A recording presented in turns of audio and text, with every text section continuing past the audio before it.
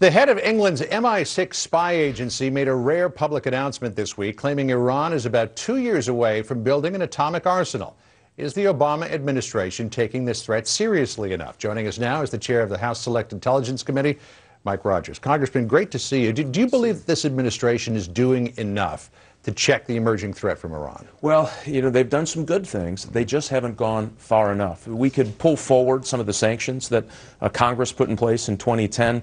The president has given waivers to certain countries when we're trying to put pressure on the regime, China being the #1 country that they've given a waiver to in dealings with Iran. So does that undercut the whole idea? It certainly slows it down. And so we're going to have to take a tougher stand. So if we want to stop Iran from going nuclear, and by the way, John, what that means is a nuclear arms race in the Middle East. If they go nuclear, you can bet Saudi Arabia and Turkey and Egypt and others will talk about going nuclear as well. And as we saw a couple of years ago, Syria had been pursuing a program as well. Absolutely. And Libya was well on its way. And so what you don't want is that destabilizing nuclear arms race in the Middle East. You can imagine it's dangerous in those neighborhoods now. Imagine what it would look like as a nuclear-armed region of the world. So Congress is considering tough new sanctions on Iran. What would you like to see happen? Well, I would go after the IRGC folks, any company that they're affiliated with, any of the shipping, insurance companies that would provide services to anyone affiliated with the IRGC. IRGC is Iranian Revolutionary Guard Corps. That's correct. That's correct. So these are the folks that are keeping the oppressive nature of the state and protecting their ability to continue their nuclear weapons development.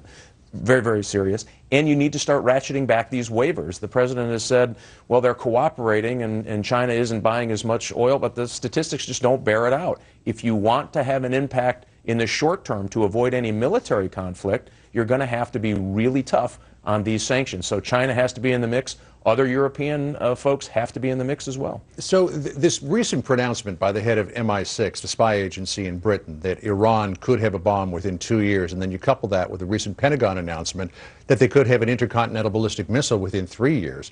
How much concern does that give you about what's going on in Iran? Well, we spent a lot of time on the Intelligence Committee worried about this problem, and it is real and it is serious. And remember, Israel is in this mix as well. They've got to make a pretty tough decision here. They can't wait on the United States to make a decision. They're going to have to make their own decision. Egypt is no longer a reliable partner. Hezbollah now is armed with, many believe, is 20 to 30,000 very accurate missile systems.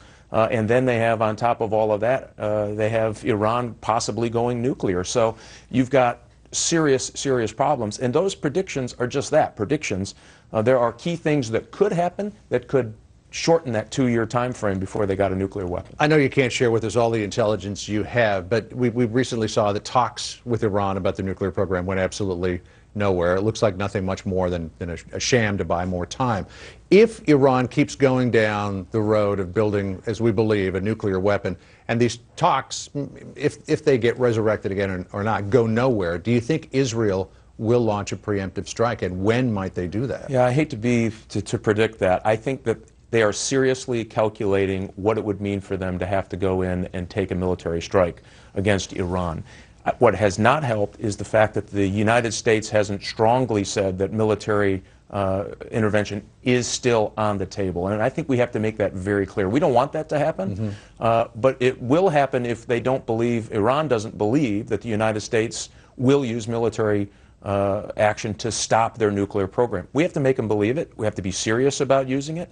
We think that that could, I think, at least feed into the calculus of Israel, should they or should they not take military action to stop a nuclear Iran, who said, by the way, they'd use it on Israel. We'll keep on watching this closely. Congressman Rogers, good to see you today. John, thanks.